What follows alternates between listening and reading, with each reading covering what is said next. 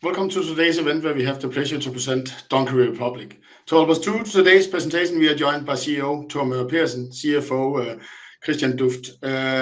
Today's event covered the H1 25 report you released yesterday. As always, there's a box down below where you're very welcome to ask questions. We have got some in. You can see whether it has been asked. Do feel free to ask in Danish, and I will try and translate to the best of my ability. But for now, I think I will hand the call over to you, Thor, and I can see on the next slide that you will make a short introduction of yourself. Yes, and thank you. Welcome also from our side, and thank you all for attending this investor presentation. My name is Thor Möger Pedersen, and I serve as CEO of Donkey Republic. And right here next to me is our talented CFO, Christian Dufft. We have both been looking very much forward to this event and the opportunity to share insights and highlights of our company's performance. We have prepared a brief presentation, and afterwards we will gladly receive questions and provide our answers. However, just as you said, Michael, before we get to the numbers, I will briefly introduce myself. As you might know, I joined Donkey Republic as CEO roughly 3 months ago. I bring leadership experience from the energy industry, engineering consultancy, and politics. In Donkey Republic, I recognize the opportunity to lead an asset-heavy business model to which success is highly depending on public tender success and strong relationships with municipality stakeholders, disciplines I know very well. However, now I am to apply them into a new industrial context. I was excited and humbled to accept the responsibility as CEO. Excited because Donkey Republic represents a solution to the mobility challenges that modern cities are facing. Humbled because long-lasting impact of our business requires improved profitability and shareholder returns. Together with the team, I am committed to execute disciplined growth and continuous business optimization to harvest economies of scale. As you will see, our company is performing well and the demand for bike sharing systems is growing. I have full confidence in our ability to reach our ambitions. We have a great product, we are in a growing market, and Donkey Republic is well positioned to consolidate. And now let's get to the numbers. Overall, in the first 6 months of 2025, our financial performance improved significantly compared to the same period last year. Revenue, as you can see, is up by 25% and EBITDA up by 79%. But just as important, the underlying metrics should be highlighted. In the first half year, both number of riders and number of trips have increased by 23%. Our fleet size, however, has grown 8%. That reflects an increased adoption of our bike sharing systems within the cities we operate, meaning that the total revenue growth comes from the combination of expanding our fleet and increasing utilization of the bikes. This is driving revenue per bike and supports profitable growth. Our general expectation, that is, we can continue this dual growth engine of both expanding the fleet and increasing usage. As part of our half-year report, we are delighted to increase transparency. Among other items, we are introducing last 12 months reporting and regional breakdown of financial performance. LTM figures provide a more accurate assessment of our business performance as it neutralizes seasonal effects. We are increasingly consolidating our operations in 3 strategic regions, that is Benelux, DACH, and Nordics.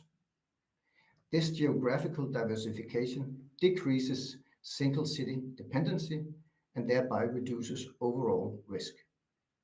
At the same time, the strategic focus to consolidate and expand within our current markets opens for operational synergies and thereby future upsides. Our operations in Belgium and the Netherlands have grown to become our largest region on revenue. The Belgian market is mainly characterized of city contracts with subsidies, whereof the Netherlands is mainly characterized by licenses without subsidies. During the period, we have experienced some headwind regarding license renewals in the Netherlands. However, we have managed to partly offset the revenue effects by redeploying bikes in other cities in the region. There is still significant growth potential in Belgium and the Netherlands, and Donkey Republic is well positioned to capture this opportunity. The LTM growth in Benelux is at an acceptable level.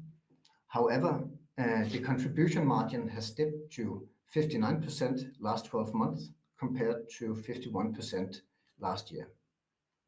This is due to cost associated with the redeployment of bikes I just mentioned, and also investment in fleet maintenance. Looking at our DACH region, it is currently consisting of city operations in Germany and Switzerland. The region has grown significantly the last 12 months, and because of operational consolidation, the contribution margin has reached 54% LTM compared to 51% last year. And market outlook for the DACH region is very positive. Operations in the region are mainly based on city contracts with subsidies, and several tender opportunities are already in our pipeline. Looking at the Nordics, we are operating cities in Denmark and Finland. Danish cities are general license-based, and Finland is a market solely based on city contracts with subsidies. Despite increased competition in Copenhagen and Aarhus, we have managed to defend our market position in Denmark. By implementing strategic price cuts, the number of trips in Denmark has grown, and revenue for the region has remained stable at 49 million DKK the last 12 months. However, we have seen the contribution margin decline to 57% the last 12 months compared to 61% last year. This is a result of our price setting and expansion costs in Aarhus. Nevertheless, we regard 57% as a strong performance and a show of our resilient market position. In the Nordics, demand for bike sharing systems is expected to grow, and Donkey Republic will prioritize the opportunities with the best fit for our system. Providing this LTM perspective shows that our business is growing steadily, measured by revenue and trips. We aim to continue this journey alongside a continuous improvement in our operational efficiency and cost structure. That was it from me. I will get back in a minute, but now, Christian, over to you. Thank you. Good morning, and also warm welcome from my side. Thanks, Thor, for the kind introduction earlier. After you've been talking now about business highlights and the larger picture with looking at the last 12 months, I will narrow in now on our reporting period, the first 6 months of 25. Starting with the revenue, we already talked about the double growth engine that we have with increasing fleet and increased revenue per bike, which resulted in our revenue increase to 75 million. That's 15 million Danish kroner more than in the same period in the previous year. That increase in revenue also has been our main driver when we look into our profitability. You can see here an EBIT bridge that shows the development from our EBIT in 24 first half to now 25 first half. The 15 million revenue increase translates into around 7.2 million improvement in profitability if we apply the same margin as in the previous period. We see, however, a deterioration in our margin and have a negative impact of around 1.2 million there in the first half. This is mainly due to our efforts in the Netherlands that we explained in the report, and that comes with high maintenance needs and also reshuffling of the fleet. And I just want to be clear here, this is below our expectations. We were anticipating a better performance in that area and are working hard now to regain that. If we move on, now the next part is fixed cost. This increased by 3.3 million. This is mainly due to our continuous effort to professionalize our organization. So we are in a better position to utilize and follow up on market opportunities, especially larger tenders, something we will come back to later on. The last part then is the depreciation. It increased by 3 million. It is connected to the growth of the fleet. And this is also one of the reasons why we have such a strong focus on the utilization of our bikes, because that is a revenue growth that comes without the additional depreciation. Enough about profitability. Moving on to cash, another major focus area for us. And what you can see here is the development of our cash over the first 6 months of 25. And you can see that EBITDA with 5 million Danish kroner remains a strong indicator for our cash flow from operating activities. It is because the changes in our net working capital are relatively small. We have a stable development there, something we already announced 1 year ago in our last half-year report that we expect it to be stable. That has been the case, and we also see that moving forward. An area where we have invested a lot is both in our products and the extension of our investments in our fleet. Starting with the product, we have the Gen 4, the newest generation of our bike, starting now in the second half. There has been development costs associated to that in the first half of the year. But we also continuously improve our app, the software side of our product, which also attributes to our capitalization of 7.6 million Danish kroner that you can see here. The second part of the investing activities is investment in our fleets. The smaller part of that amount is refurbishment and retrofit activities. That is something that we started already by the end of last year.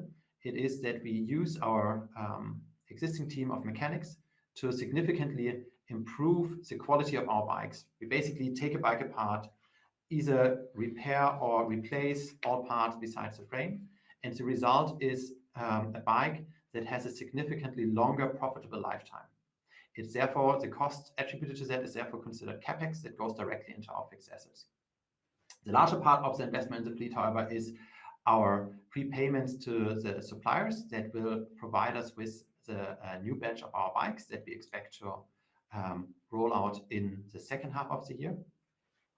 These prepayments to the suppliers, they are also largely covered with the financing that we received in the beginning of the year. We announced that in January that we have, together with IFO, NEFCO, and Sydbank, 3 good financial partners, set up a credit facility. We use that now, but we haven't fully exhausted it, so we're gonna draw upon it also now in the second half when it comes to paying the remaining cost for the bikes that we are launching.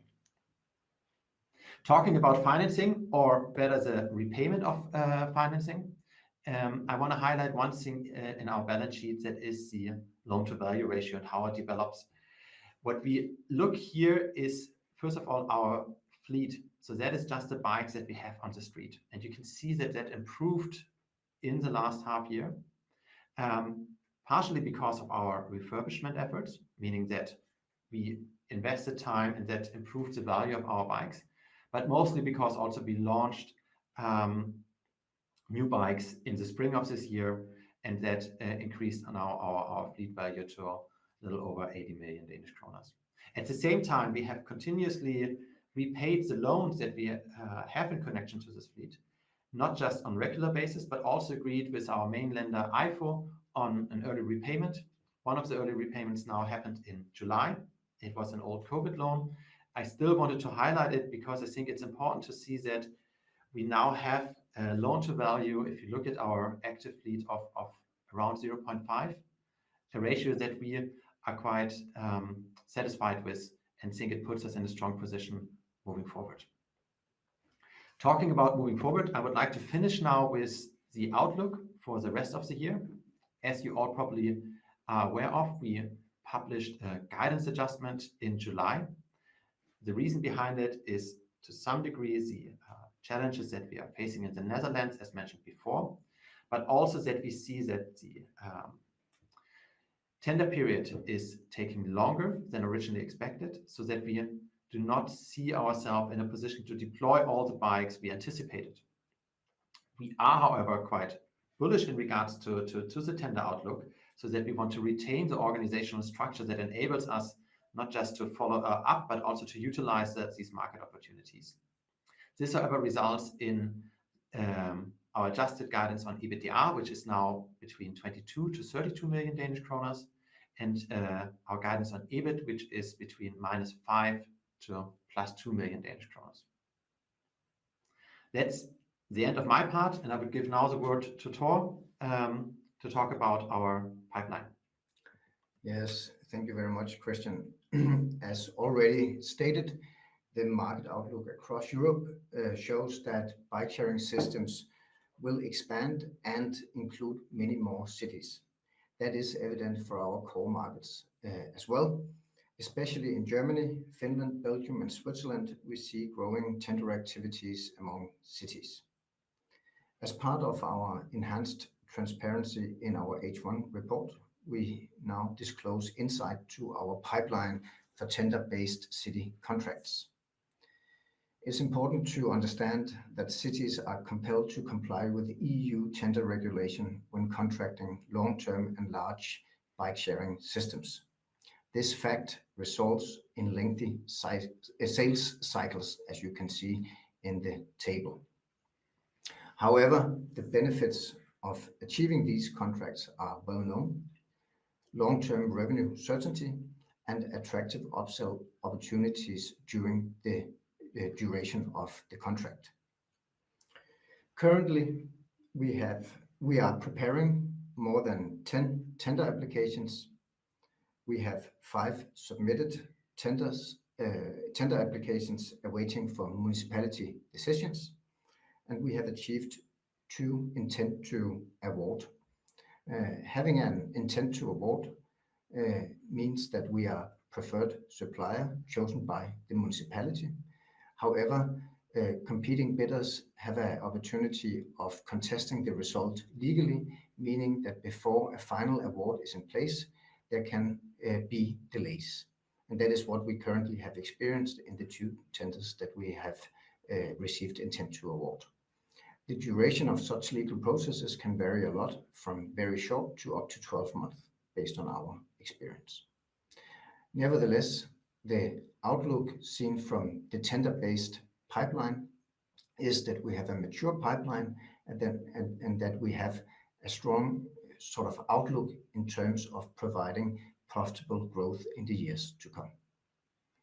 I think that was it from our side. We have a bit more than 10 minutes left in the call, making us available for questions and answers. And if there is a lot of questions, we are also in a position where we can prolong the session a bit. So Michael, will you guide us through the Yeah, questions? perfect. Let's jump into them. The first one is the new 4th generation bike intended to be rolled out in new city contracts, or will it also be implemented in existing cities?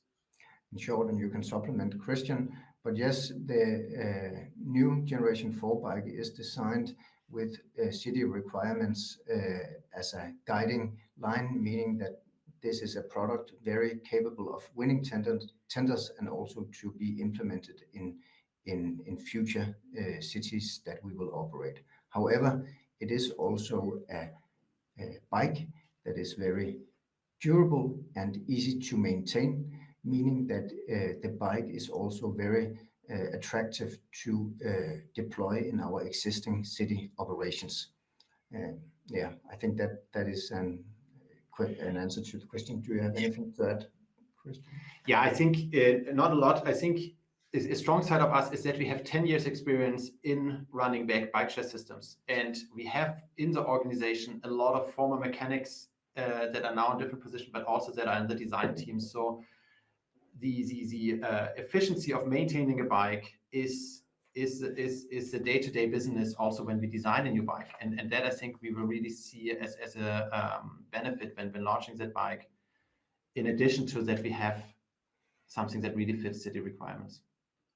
And I don't know whether you ever talked about it. Can you talk a little bit about the cost, the less cost it takes to maintain such a bike compared to the third generation or second generation? I don't know whether you have numbers on that. Just to give a feel on maybe how that could also improve your margins going forward. How important it always is to have new generations of your bike. We haven't published exact numbers on that, but what we focus on is to ease the repair, to make it more efficient, and that of course then means high availability and creates more revenue. So we do expect improved unit economics out of that bike, but also we need to be aware that we have a fleet of 22,000 Gen 2 and Gen 3 bikes, and now we're going to slowly start adding Gen 4 bikes. So it's going to take some time that come in. We do, however, at the same time also have a lot of projects that are focusing on overall improving maintenance efficiency. So we do not just make it dependent on the bike. We look into our working processes on how we structure our work and see how we can overall improve that and get better there. Yeah. And when you retrofit, or as you talked about, you already used a lot. Do you use some of the new knowledge also to implement on the second and the third generation where it's possible? Yes. Check. Then there's the two tenders where you have been selected as the preferred supplier are very large, 10 to 15,000 bikes. How do you ensure sufficient capital for such large investment? Is there already a dialogue with lenders and investors? Should you be awarded that in the time frame that you are indicating there? Yeah, thank you. A good question.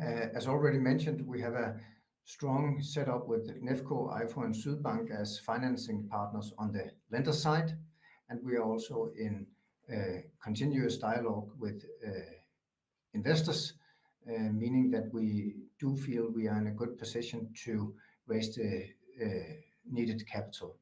Also, this H1 report with enhanced transparency provides the opportunity to go into details with investors on several matters linked to these tender opportunities. Then there's a question, can you provide an update on the two tenders where you have been selected as the preferred supplier? When do you expect the final decision and on each of them, and what factors are causing the process to be delayed? I already touched a bit upon the factors causing the delay in the tender processes. Given the EU tender regulation, non-awarded bidders are allowed to contest the decision made by municipalities in intending to award or choosing a preferred supplier. And in different markets and different legal systems, these legal processes vary in time, meaning that what has caused delay, that is legal contest from the bidders not being intended to award. And we are unfortunately not in a position to give a precise timetable for the conclusion of these legal processes. As we have stated, it can be everything from a few weeks or months up to 12 months. Do you have anything to add, Christian? No, I think that covers it. Perfect. How have you experienced Q3 so far, which of course is an important peak season with you? There's a comment about the weather in northern Europe was less favorable in July. I can assign to that being at home. So has this affected the use of bikes? As I know you can't give us exact figures, but some indication on how it's running compared to your expectation these 2 months or 1.5 months. Yeah, I would say that you're completely right that weather is a factor in high season performance. However, weather has actually been behaving according to expectation, and that goes also for our performance. So we are actually seeing performance as we have expected during Q3. However, it is also important to say that we are sort of in the mid of the high season. So before we can make final conclusions regarding Q3, we need to have the last half of the quarter in the books. Perfect. How do you view the possibility of regaining the Rotterdam license? Should we read anything into it that you have moved bikes, and when is the city expected to issue these licenses? We do not expect to return to Rotterdam during 2025, and that is also why we have made rapid decisions of redeployment to especially Den Haag, where we see a good revenue effect already. However, there has been, as I stated earlier, cost associated with that redeployment. It is not realistic, also from a city perspective, that Donkey can return to Rotterdam during 2025. However, we do keep good relationships with the city and also many other cities in the Netherlands to make sure that we are in a good position to provide bike sharing systems going forward. And then there's a question, you already touched a little bit upon it, the competitive situation here in the Nordic, but how is it looking in general on your market, the competitive situation? Of course, it is a competitive market, and we do experience competition in tender processes. However, we do have a strong track record of delivering strong bids. Looking at the license-based operations, such as the one we are facing in Denmark, we have seen competitors increasing their presence. However, we have managed to secure and defend our market position by strategic price setting, increasing adoption of our bike share system, and also increasing rider trips, and thereby defending our total revenue levels in the Danish market in specifics. We do not expect, as we see the market situation right now, to do structural price adjustments. However, we do closely monitor market developments and react if required. And then there's a question, are the 2 tenders under intent to award included in your 25 guidance? The short answer is no. Perfect.